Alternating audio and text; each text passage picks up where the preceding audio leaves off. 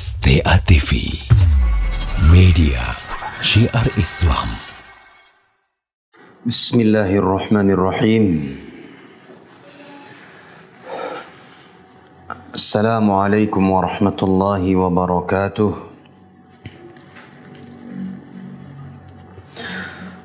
Alhamdulillah.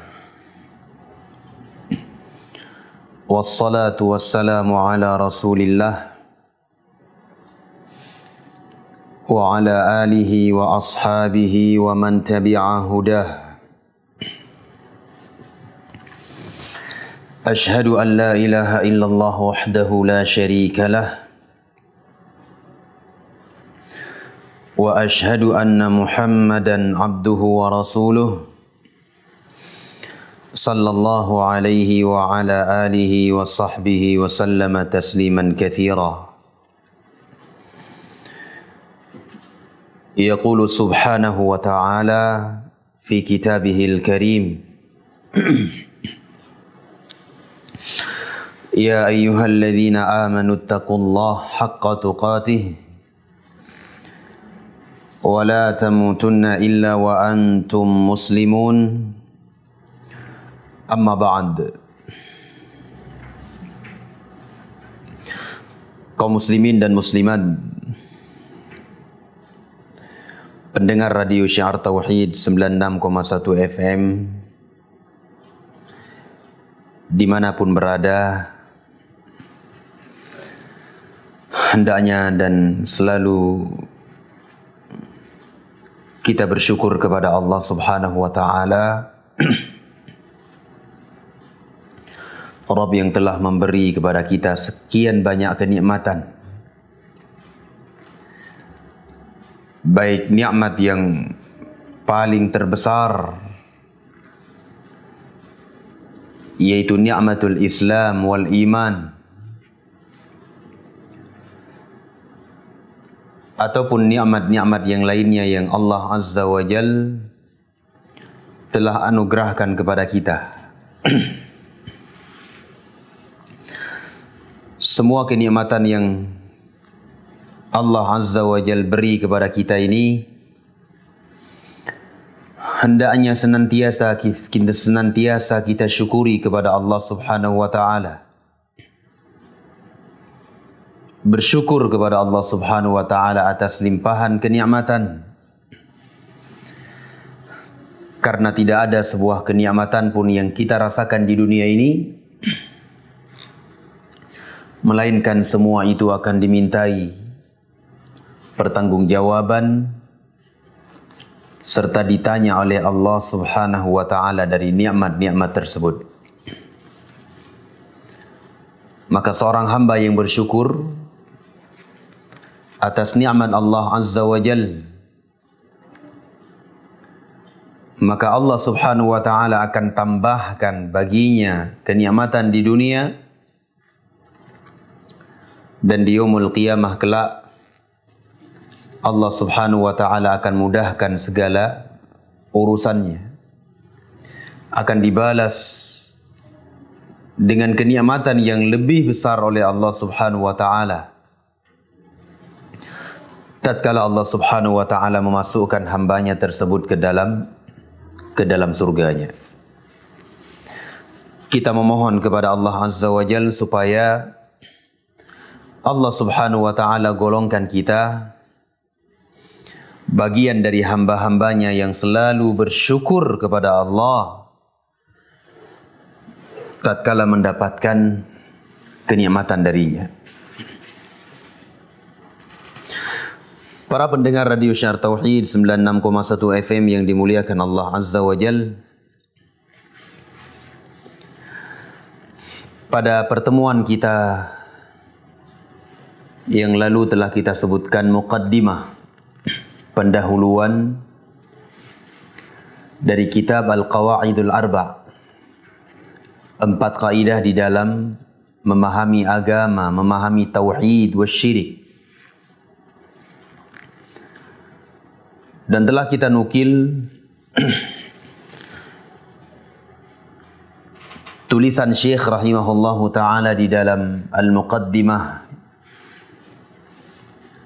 yang mengandung di dalamnya doa-doa yang sangat indah, doa yang sangat mulia, yang beliau panjatkan kepada Allah Subhanahu wa taala untuk orang-orang yang belajar dan mempelajari serta membaca kitab ini. Sekali lagi kita memohon kepada Allah Azza wa Jal supaya apa yang beliau panjatkan kepada Allah Azza wa Jal dari doa untuk kita semuanya, kita memohon supaya Allah Subhanahu wa taala mengabulkan dan Allah Subhanahu wa taala memberi kepada kita yang paling terbaik di dalam kehidupan dunia ini. Setelah itu beliau mengatakan, i'lam arsyadakallahu li ta'atih. Beliau mengatakan, ketahuilah, semoga Allah Subhanahu wa taala membimbingmu untuk senantiasa taat kepadanya. Kalimat ini juga mengandung doa yang sangat mulia, yang sangat besar dari beliau rahimahullahu ta'ala, pengarang kitab ini, untuk orang-orang yang membaca dan mempelajari kitab Qawaidul Arba' ini. Beliau doakan, ya'lam, ketahuilah, semoga Allah Subhanahu wa taala membimbingmu, memberimu petunjuk untuk senantiasa taat kepadanya, untuk senantiasa menjalankan perintah-perintahnya dan menjauhi larangannya. Dan sebagaimana yang kita sebutkan bahwa apa yang beliau tulis dari doa ini menunjukkan ketulusan beliau rahimahullahu ta'ala di dalam mendidik dan membimbing kaum muslimin dan muslimat akan pentingnya tauhid. Menunjukkan kasih sayang beliau dan ketulusan hati beliau di dalam mendidik dan membimbing. Karena seorang da'i yang baik, seorang pembimbing dan pendakwah yang memiliki akhlak yang mulia adalah mereka yang bukan cuma sekedar mengajar saja, namun mereka mendoakan bagi murid-muridnya, bagi kaum muslimin dan muslimat, supaya mereka tersebut diberi anugerah ketaatan kepada Allah Subhanahu wa taala serta menjauhi segala bentuk perbuatan al-ma'asi.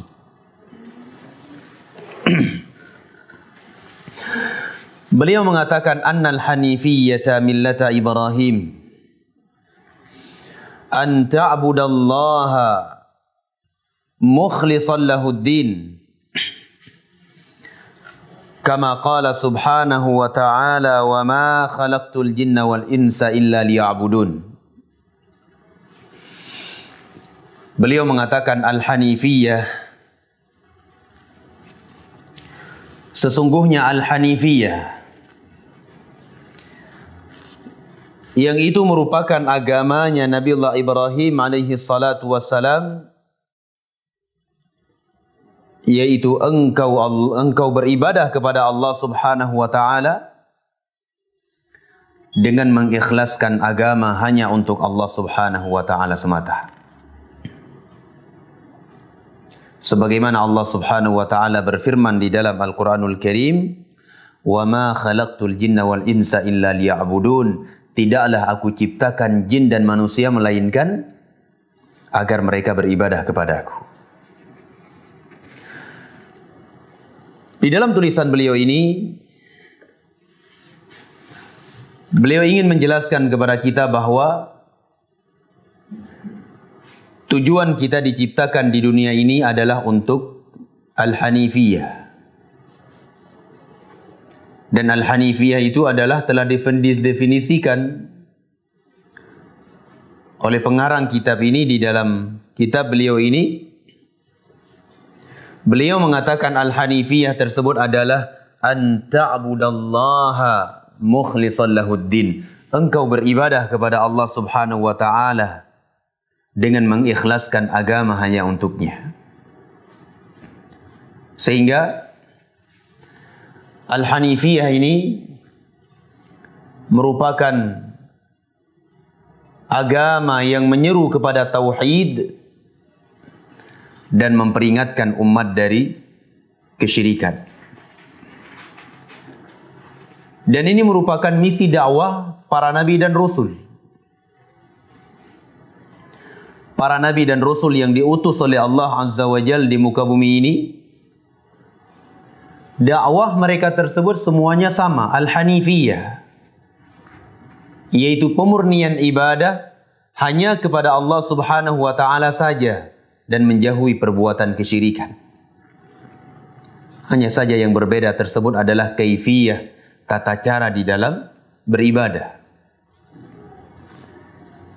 Nabi Muhammad sallallahu alaihi wasallam berdakwah. Selama 23 tahun beliau berdakwah. Misi inti dari dakwah beliau adalah menyampaikan pemurnian ibadah hanya kepada Allah Subhanahu wa taala saja. Demikian pula dengan Nabiullah Ibrahim alaihi salatu wassalam. Demikian pula dengan Nabiullah Ibrahim alaihi salatu wassalam, bapaknya para nabi. Misi dakwah beliau adalah menyeru manusia untuk memurnikan ibadah hanya kepada Allah Azza wa Jalla satu-satunya dan menjauhi peribadatan kepada selain Allah Subhanahu wa taala. Dan itulah agama yang hanif, agama yang lurus kepada Allah Subhanahu wa taala dan senantiasa memalingkan segala bentuk upaya ataupun meninggalkan segala bentuk peribadatan kepada selain Allah Subhanahu wa taala dan menuju mengarahkan ibadah satu-satunya hanya untuk Allah Subhanahu wa taala Rabbul Alamin. Beliau mengatakan, fa idza arafta anna Allah khalaqaka li'ibadatihi fa'lam anna al-ibadata la tusamma ibadatan illa ma'at tauhid. Beliau mengatakan, kalau engkau telah mengenal dan mengetahui bahwa Allah Azza wa Jalla menciptakan engkau di muka bumi ini untuk beribadah kepadanya. Ini yang kita sebutkan tadi, bahwa kita ini diciptakan oleh Allah Azza wa Jalla untuk ibadah, untuk Al-Hanifiyah. Beliau mengatakan, kalau engkau telah mengetahui bahwa Allah Azza wa Jalla menciptakan engkau di muka bumi ini untuk beribadah kepadanya, fa'lam anna al-ibadata la tusamma ibadatan illa ma'at tauhid. Ketahuilah bahwasanya yang namanya ibadah tersebut tidaklah dinamakan sebagai ibadah, tidaklah menjadi sahihah kecuali ibadah tersebut bersamaan dengan tauhid, yaitu pemurnian ibadah hanya kepada Allah Subhanahu wa taala. Kama anna as-salata la tusamma salatan illa ma'at taharah. Sebagaimana halnya salat tidak sah dan tidak dianggap sebagai salat kecuali bersamaan dengan at-taharah, kesucian. Nah, beliau rahimahullahu ta'ala menyebutkan bahwa sebuah ibadah, apapun bentuknya, baik itu ibadah yang nampak ataupun ibadah yang tidak nampak, apa saja ibadahnya tersebut, kalau ibadah tersebut tidak bersama dengan tauhid, maka ibadah tersebut tidaklah dikatakan ibadah yang sahih, tidaklah dikatakan sebagai ibadah yang diridhai oleh Allah Subhanahu wa taala. Sekalipun ia melakukan dengan khusyuknya, sekalipun ia melakukan ibadah tersebut sesuai dengan tuntunan Nabi Muhammad sallallahu alaihi wasallam. Namun ketika ibadahnya tersebut tidak sesuai dengan tauhid, tidak ada padanya tauhid, maka ibadah itu tidak akan diterima. Percuma dia beribadah, tidak dianggap dan tidak diterima oleh Allah Subhanahu wa taala. Maka oleh karena itu, kaum muslimin dan muslimat pendengar radio Syiar Tauhid yang dimuliakan Allah Azza wa Jalla, hendaknya kita harus senantiasa menjaga ibadah kita tersebut agar senantiasa berada di atas tauhid, ikhlas dan tulus kepada Allah Subhanahu wa taala Rabbul Alamin. Hadirin pendengar radio, kaum muslimin dan muslimat pendengar radio Syiar Tauhid yang dimuliakan Allah Subhanahu wa taala.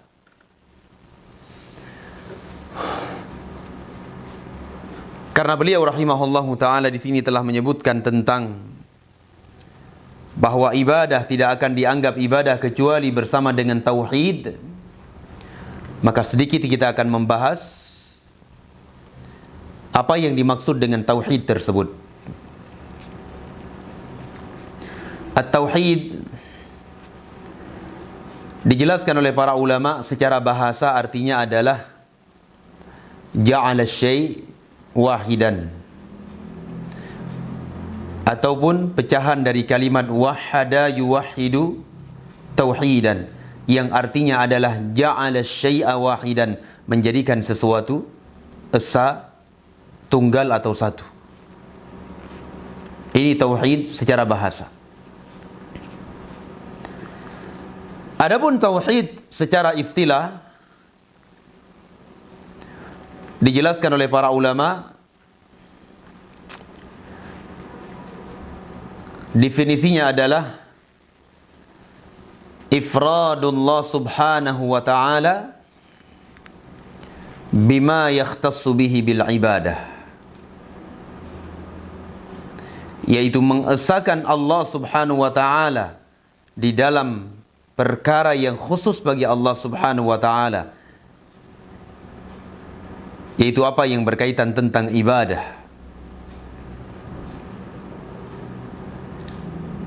Jadi yang dimaksud dengan tauhid adalah memurnikan ibadah,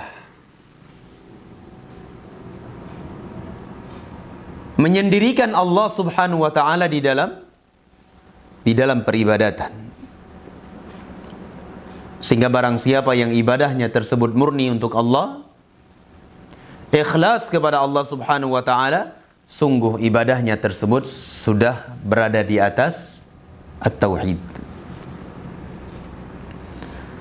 Sebagaimana Syekh rahimahullahu ta'ala mengatakan, kama anna salata la tusamma salatan illa ma'at taharah, sebagaimana halnya salat tidaklah dianggap sebagai salat yang sahihah, salat yang sah, kecuali salat tersebut bersama dengan at-taharah. Kemudian beliau mengatakan, fa idza dakhala asy-syirku fil ibadati fasadat kal hadathi idza dakhala fit taharah. Apabila masuk kesyirikan ke dalam sebuah ibadah, maka akan rusak ibadah tersebut. Sama halnya seperti hadath apabila masuk pada taharah, maka taharah tersebut akan rusak dan akan batal. Sehingga seseorang harus memperbaharuinya atau memperbaharui at-taharah tersebut. Ini yang disebutkan oleh Syekh rahimahullahu ta'ala kepada kita. Kesimpulan yang beliau sampaikan ini kepada kita adalah bahwa kalau kita mengetahui Allah Azza wa Jalla menciptakan kita di dunia ini adalah untuk ibadah, dan ini yang harus kita yakini, bahwa Allah Azza wa Jalla menciptakan kita di muka bumi ini untuk beribadah kepadanya. Beliau tekankan kepada kita bahwa yang namanya ibadah itu tidak dianggap ibadah yang sahihah kecuali ibadah tersebut bersamaan dengan tauhid. Ikhlas kepada Allah Azza wa Jalla. Murni hanya untuk Allah Subhanahu wa taala, kemudian mendengar dan mengikuti bimbingan Rasulullah sallallahu alaihi wa ala alihi wasallam. Kemudian beliau mengatakan, fa idza arafta anna syirka idza khalata al-ibadata afsadaha wa ahbata al-amala wa sara sahibuhu minal khalidina fin nar, arafta anna ahamma ma 'alaik ma'rifatu dhalik la'alla Allah an yukhallisaka min hadhihi asy-syabakah wa hiya asyirku billahi alladhi qala Allah ta'ala fihi inna Allah la yaghfiru an yushraka bihi wa yaghfiru ma duna dhalika liman yasha. Setelah beliau mengatakan bahwa apabila engkau telah yakin dan mengetahui Allah menciptakanmu untuk beribadah, maka ketahuilah bahwasanya ibadah tersebut tidaklah dianggap ibadah kecuali bersama dengan tauhid. Dan apabila masuk kepada tauhid tersebut sebuah kesyirikan, maka akan merusak ibadah tersebut.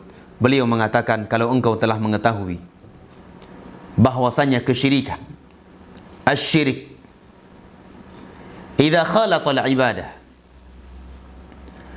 apabila tercampuri dengan ibadah, afsadaha wa ahbatal amal, akan merusak ibadah tersebut dan melenyapkan amalan-amalan yang pernah dilakukan. Wa sara sahibuhu minal khalidina finnar, dan pelakunya tersebut akan kekal selama-lamanya di dalam neraka kalau dia mati dalam keadaan tidak sempat bertaubat. Arafta, maka di antara perkara yang paling penting bagi engkau adalah mengenal kesyirikan tersebut, dengan harapan Allah Subhanahu wa taala akan menyelamatkan engkau dari perbuatan kesyirikan kepadanya. Nah, di dalam fakrah ini beliau ingin menjelaskan kepada kita bahwa kesyirikan apabila dilakukan oleh seorang hamba itu akan merusak amalan seorang hamba. Seseorang membaca Al-Quranul Karim misalnya, kemudian masuk ke dalamnya asyirik, masuk ke dalamnya ar-riya, maka akan merusak amalannya tersebut dan melenyapkan amalan-amalan yang pernah dia lakukan kepada Allah Azza wa Jalla sebelumnya, serta akan mengekalkan pelakunya tersebut di dalam neraka kalau dia mati dalam keadaan tidak sempat bertaubat. Sehingga beliau mengatakan, kalau engkau telah mengetahui tiga hal ini, syirik itu akan merusak amalan, akan menyebabkan sirnanya amalan soleh yang pernah kita lakukan. Kemudian yang ketiga, akan mengekalkan pelakunya di dalam neraka apabila mati dalam keadaan tidak sempat bertaubat. Beliau mengatakan, maka perkara yang paling penting engkau harus mengetahui adalah mengenal apa yang dimaksud dengan kesyirikan tersebut. Mengenal apa yang dimaksud dengan kesyirikan dan apa saja kaidah-kaidahnya dan apa saja jenis-jenisnya tersebut. Nah, di sini kaum muslimin dan muslimat pendengar radio Syiar Tauhid yang dimuliakan Allah Subhanahu wa taala, beliau ingin menggambarkan kepada kita tentang bahayanya perbuatan kesyirikan, bahayanya perbuatan memalingkan ibadah kepada selain Allah Subhanahu wa taala. Karena memalingkan ibadah kepada selain Allah Azza wa Jalla itu adalah kesyirikan, akan merusak amalan tersebut akan melenyapkan semua amalan yang pernah dilakukan dan mengekalkan pelakunya itu di dalam neraka kalau dia mati dalam keadaan tidak sempat bertaubat.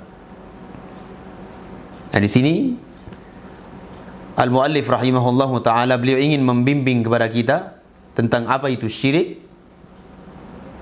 Beliau juga ingin menjelaskan kepada kita tentang bahaya dari sebuah kesyirikan, dan nanti beliau akan menyebutkan kaidah-kaidah di dalam memahami perbuatan asyirik.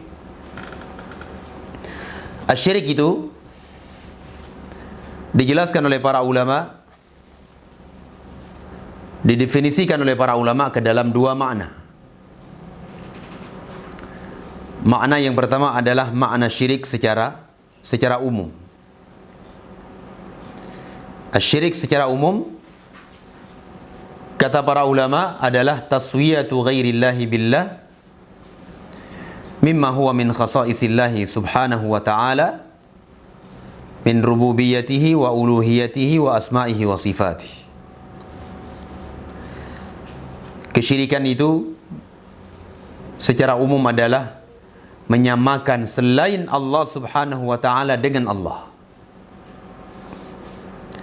Menyamakan selain Allah subhanahu wa ta'ala dengan Allah Rabbul Alamin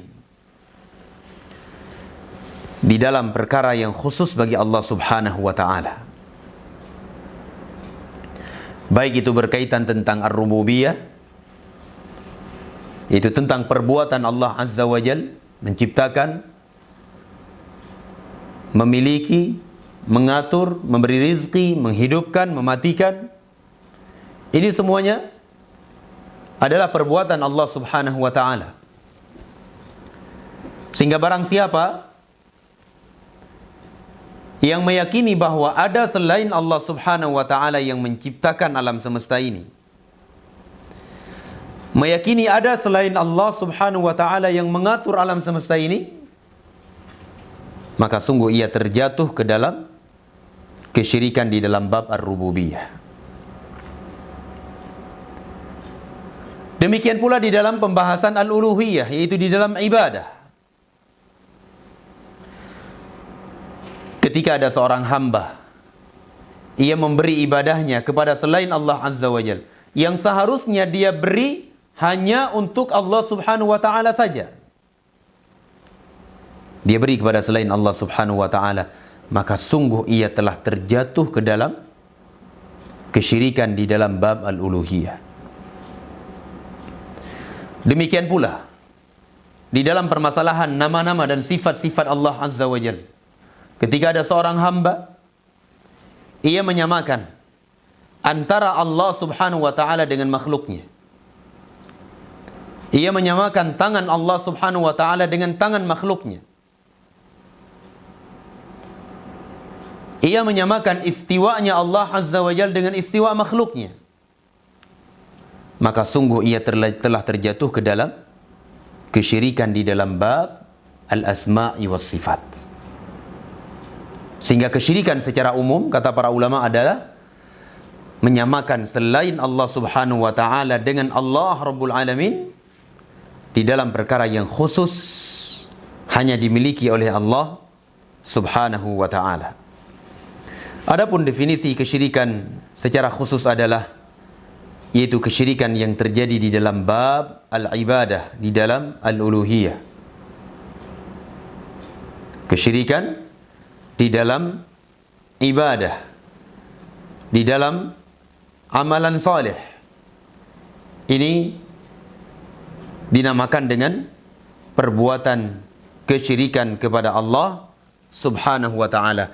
Beliau mendoakan kita supaya Allah subhanahu wa ta'ala menyelamatkan kita dari perbuatan kesyirikan yang Allah Azza wa Jal berfirman di dalam Al-Quranul Karim, di dalam surah An-Nisa ayat 100 ke-16. Allah berfirman, innallaha la yaghfiru an yushraka bih wa yaghfiru ma duna dzalika liman yasha. Sesungguhnya Allah subhanahu wa ta'ala tidak akan mengampuni dosa kesyirikan, yaitu tatkala pelakunya tersebut mati dalam keadaan tidak sempat bertaubat. Karena ayat ini Kata para ulama tafsir, diturunkan oleh Allah Azza wa Jal, khitabnya tersebut kepada orang-orang yang mati dalam keadaan tidak sempat bertaubat dari dosa, baik itu kesyirikan atau dosa-dosa besar selain dari syirik. Kalau syirik, tegas Allah Azza wa Jal menyebutkan, innallaha la yaghfiru an yushraka bih. Sesungguhnya Allah Azza wa Jal tidak akan mengampuni dosa kesyirikan apabila seorang hamba mati dalam keadaan tidak sempat bertaubat darinya.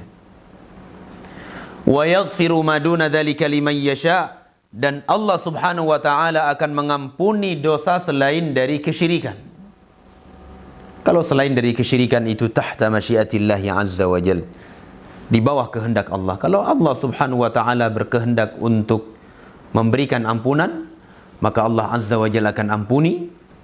Kalau Allah Subhanahu wa taala berkehendak untuk mengadabnya, maka Allah Subhanahu wa taala akan mengadabnya. Semoga Allah Subhanahu wa taala selamatkan kita dari perbuatan asyirik. Karena kesyirikan tersebut apabila mati dalam keadaan tidak sempat bertaubat akan mengekalkan pelakunya di dalam neraka jahanam. Allah Subhanahu wa taala berfirman, innahu man yusyrik billahi faqad harramallahu alaihil jannah.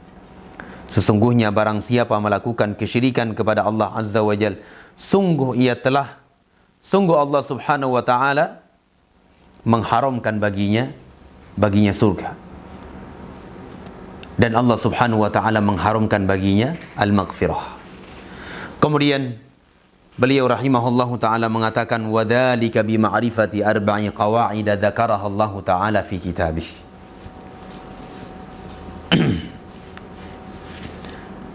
Beliau mengatakan wadzalika, dan itu semuanya dengan mengenal 4 kaidah di dalam memahami kesyirikan, di mana 4 kaidah tersebut telah disebutkan oleh Allah Subhanahu wa taala di dalam Al-Qur'anul Karim. Sehingga menunjukkan bahwasanya Asy-Syaikh rahimahullahu taala, pengarang kitab ini, beliau tidak membuat kaidah dari hawa nafsu beliau, dari pemikiran beliau, tidak. Beliau mengambil intisari dari ayat-ayat Allah Azza wa Jalla. Beliau mengambil kesimpulan-kesimpulan yang ada di dalam Al-Qur'anul Karim tentang 4 kaidah tersebut, kaidah di dalam memahami perbuatan kesyirikan kepada Allah Subhanahu wa taala. Beliau mengatakan al-qaidatul ula, kaidah yang pertama.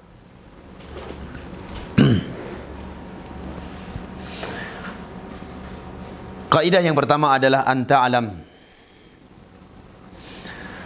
anna al-kuffar alladhina qatalahum Rasulullah sallallahu alaihi wasallam muqirruna bi anna Allah ta'ala huwal khaliqul mudabbir. Kaidah yang pertama adalah engkau mengetahui bahwasanya kaum kufar, kaum musyrikin yang dahulu mereka diperangi oleh Rasulullah sallallahu alaihi wasallam, mereka mengakui bahwasanya Allah Subhanahu wa taala adalah Al-Khaliqul Mudabbir. Allah Subhanahu wa taala adalah sang pencipta dan pengatur alam semesta ini. Diakui oleh mereka. Namun beliau mengatakan wa anna dzalika lam yudkhilhum fil Islam, akan tetapi pengakuan mereka tersebut tidaklah memasukkan mereka ke dalam agama Islam, tatkala mereka tidak memurnikan ibadah hanya kepada Allah Subhanahu wa taala saja. Nah, Allah Subhanahu wa taala berfirman di dalam Al-Qur'anul Karim, di dalam surah Yunus ayat ke-31. Allah berfirman, "Qul may yarzuqukum minas sama'i wal ard, amman yamliku sam'a wal absar, wa man yukhrijul hayya minal mayyiti wa yukhrijul mayyita minal hayy, wa man yudabbirul amra fasayaquluna Allah faqul afala tattaqun." Allah Azza wa Jalla berfirman, katakan wahai Nabi Muhammad, Allah memerintahkan Nabi Muhammad untuk berkata kepada kaum musyrikin pada zaman itu. Katakan kepada mereka wahai Nabi Muhammad, may yarzuqukum minas sama'i wal ard, siapa yang memberi kepada kalian rizki dari langit dan bumi? Amman yamliku sam'a wal absar, siapa yang memiliki penglihatan dan pendengaran? Wa man yukhrijul hayya minal mayyiti wa yukhrijul mayyita minal hayy, dan siapa yang mengeluarkan yang hidup dari yang mati dan yang mati dari yang hidup? Wa man yudabbirul amra, dan siapa yang mengurusi segala urusan yang ada di alam semesta ini? Fasayaquluna Allah, Allah mengatakan, mereka akan mengatakan Allah subhanahu wa ta'ala. Kemudian Allah mengatakan, faqul afala tattaqun, maka katakanlah wahai Nabi Muhammad kepada mereka yang mengaku Allah yang menciptakan, Allah yang mengatur, afala tattaqun, tidakkah kalian bertakwa kepada Allah azza wa jalla? Maksudnya adalah, tidakkah kalian memurnikan ibadah hanya kepada Allah subhanahu wa ta'ala dan menyambut kalimat la ilaha illallah tersebut dengan sambutan yang sangat mulia? Ayat yang barusan kita baca ini, kaum muslimin dan muslimat pendengar radio Syiar Tauhid yang dimuliakan Allah azza wa jalla, ini menjelaskan kepada kita bahwa sekedar pengakuan terhadap tauhidur rububiyah, bahwa Allah azza wa jalla yang menciptakan, Allah yang memberi rizki, Allah yang mengatur, tanpa kita memurnikan ibadah hanya kepada Allah subhanahu wa ta'ala saja, ini tidak cukup. Tidak cukup untuk memasukkan seorang hamba ke dalam keislaman. Akan tetapi, ia harus benar-benar memurnikan ibadahnya tersebut hanya kepada Allah subhanahu wa ta'ala semata. Kalau dia tidak memurnikan ibadah kepada Allah subhanahu wa ta'ala semata, maka sungguh ia telah terjatuh ataupun tergolong ke dalam bagian dari kaum musyrikin yang apabila ia tidak bertaubat maka akan kekal selama-lamanya di dalam neraka Allah subhanahu wa ta'ala. Coba kita perhatikan di sini. Orang-orang musyrikin terdahulu di zaman Nabi SAW, mereka mengaku Allah yang menciptakan. Mereka mengaku Allah subhanahu wa ta'ala yang memberi rizki kepada mereka. Dan ayat-ayat tentang permasalahan ini sangat banyak di dalam Al-Quranul Karim. Allah azza wa jalla berfirman, wala in sa'altahum man khalaqas samawati wal arda la yaqulunna Allah. Kalau sekiranya engkau bertanya kepada mereka, wahai Nabi Muhammad, siapa yang telah menciptakan langit dan bumi? Pasti mereka akan mengatakan Allah subhanahu wa ta'ala. Allah juga berfirman, Qul man rabbus samawati sab'i wa rabbul arshil azim sayaquluna lillah. Katakan kepada mereka, wahai Nabi Muhammad, siapa Rabb pemilik 7 lapis langit dan siapa yang memiliki arsy yang maha agung tersebut, arsy yang sangat mulia?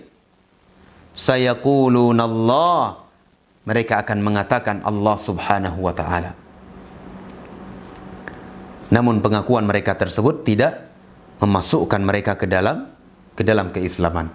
Karena yang namanya pengakuan seseorang bahwa Allah azza wa jalla yang menciptakan, Allah subhanahu wa ta'ala yang memiliki dan mengatur alam semesta ini, sekedar mengaku saja ini tidak cukup. Sampai ia benar-benar memurnikan ibadahnya tersebut hanya kepada Allah subhanahu wa ta'ala dan menjauhi segala bentuk kesyirikan kepada Allah subhanahu wa ta'ala. Allah subhanahu wa ta'ala berfirman di dalam Al-Quranul Karim, kata Allah subhanahu wa ta'ala, ya ayyuhan nasu u'budu rabbakum, wahai sekalian manusia, sembahlah Rabb kalian, alladzi khalaqakum walladzina min qablikum, yang telah menciptakan kalian dan menciptakan orang-orang sebelum kalian, la'allakum tattaqun, sehingga kalian menjadi orang yang bertakwa. Alladzi ja'ala lakumul arda firasha was samaa'a binaa'a wa anzala minas samaa'i maa'a fa akhraja bihi minats thamarati rizqan lakum fala taj'alu lillahi andadan wa antum ta'lamun. Kata Allah Subhanahu wa taala, dialah Allah Subhanahu wa taala yang telah menjadikan bumi ini sebagai hamparan. Dan Allah Azza wa Jalla menjadikan langit tersebut sebagai atap tanpa ada tiangnya. Dan Allah Subhanahu wa taala menurunkan air dari langit berupa hujan. Setelah itu Allah Subhanahu wa taala menumbuhkan tumbuh-tumbuhan, biji-bijian sebagai rizki untuk kalian, kata Allah Azza wa Jalla. Kemudian Allah mengatakan, "Fala taj'alu lillahi andada wa antum ta'lamun." Maka janganlah sekali-kali kalian menjadikan tandingan-tandingan bagi Allah Azza wa Jalla di dalam ibadah, dalam keadaan kalian mengetahui Allah yang menciptakan kalian, Allah yang menjadikan bumi ini sebagai hamparan, Allah yang menjadikan langit tersebut sebagai atap, Allah yang menurunkan air dari langit dan menumbuhkan tumbuh-tumbuhan. Janganlah sesekali kalian menyerahkan ibadah kalian kepada selain Allah Subhanahu wa taala. Al-Imam Ibnu Katsir rahimahullahu taala mengatakan, beliau mengomentari ayat yang barusan kita baca tadi, kata beliau, "Al-khaliqu li hadhihi al-asya' huwa al-mustahiqqu lil ibadah." Bahwa yang menciptakan segala sesuatu, yang menciptakan langit dan bumi, menurunkan air hujan dari langit, menumbuhkan tumbuh-tumbuhan, kata Imam Ibnu Katsir rahimahullahu taala, huwal mustahiqqu lil ibadah, ialah yang berhak untuk diibadahi. Sehingga kesimpulan dari kaidah yang pertama ini adalah keyakinan seseorang tentang ar-rububiyah. Keyakinan seseorang bahwa Allah yang menciptakan, Allah yang mengatur, Allah yang memiliki alam semesta ini. Ini tidak cukup sampai hamba tersebut memurnikan ibadahnya hanya kepada Allah Subhanahu wa taala semata dan menjauhi ibadahnya tersebut dari perbuatan kesyirikan kepada Allah Subhanahu wa taala Rabbul Alamin. Wallahu a'lam bis-shawab. Mungkin ini secara ringkas yang bisa kita sebutkan di dalam kaidah yang pertama ini. Insyaallah pertemuan yang akan datang kita akan sebutkan kaidah yang kedua biidnillahi ta'ala. Mungkin ada yang ditanyakan dari pertanyaan-pertanyaan. Saya tunggu pertanyaannya di sini. Baik Ustaz, pertanyaan pertama Ustaz. Jika kita bergantung pada sesuatu benda dengan mengharapkan sesuatu terhadap benda tersebut, apakah itu bentuk salah satu ibadah? Baik. Menjadikan sebuah perkara sebagai sebab, ya? Iya Ustaz. Menjadikan sebuah benda, sebuah perkara sebagai sebab mendatangkan datangnya manfaat dan tertolaknya dari bahaya dan musibah. Nah, di dalam pembahasan ini para ulama mereka meletakkan sebuah kaidah. Insyaallah dengan kaidah ini kita bisa menghukumi banyak permasalahan yang ada di sekitar kita. Seseorang menjadikan sebuah benda sebagai sebab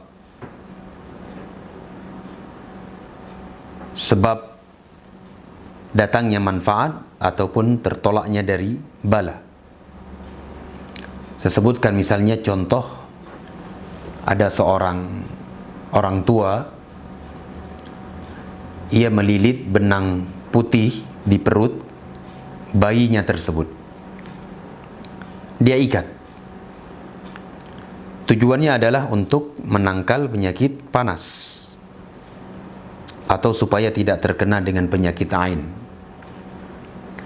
Nah, orang tua yang seperti ini, ia telah mengambil sebuah sebab, menjadikan sebuah benda sebagai sebab datangnya manfaat dan terhindarnya dari sebuah musibah dan malapetaka. Sehingga keadaan yang seperti ini harus ditinjau dari dua sisi.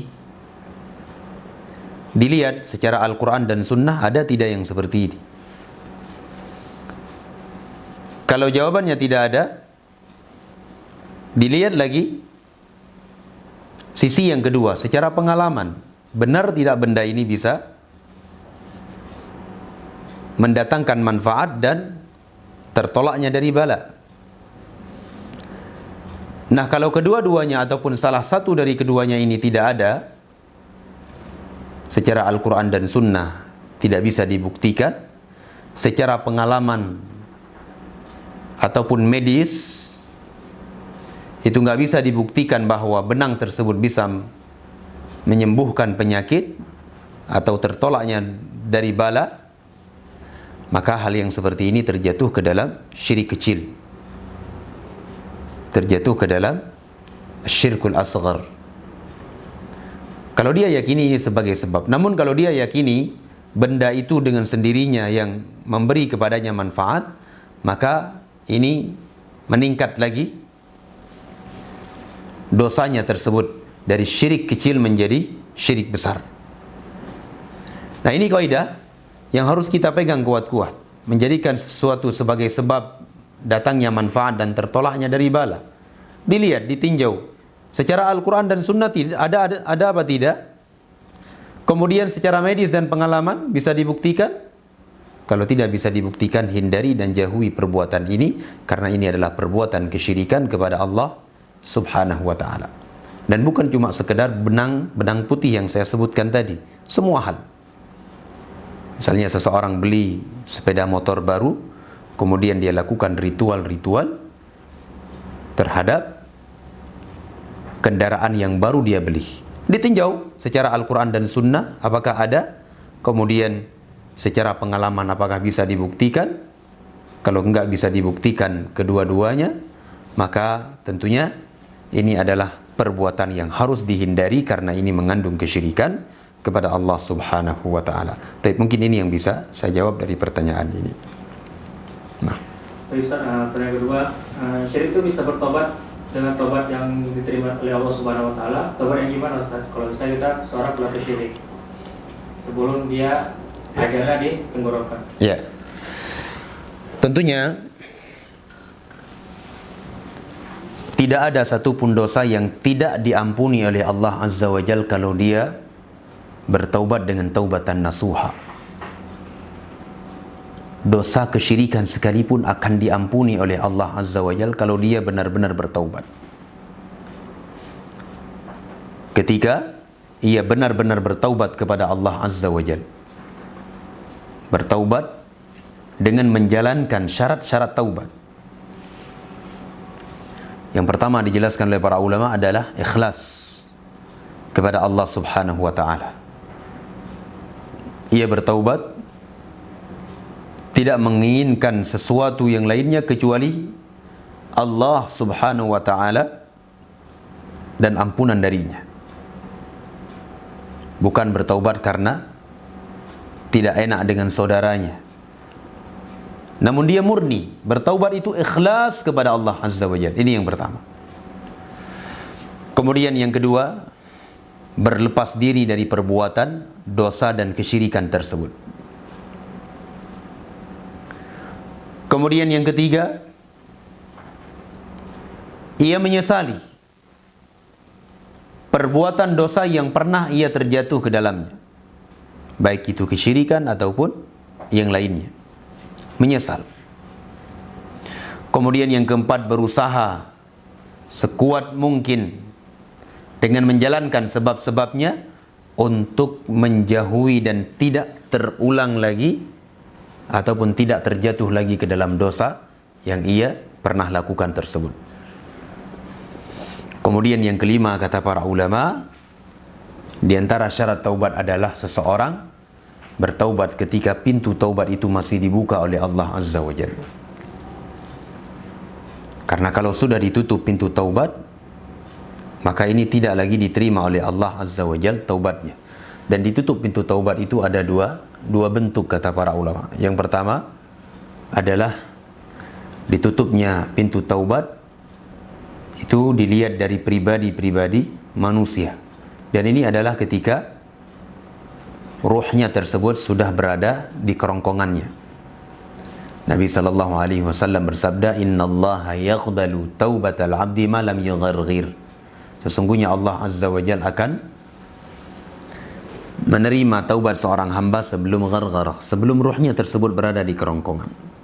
Ini secara pribadi.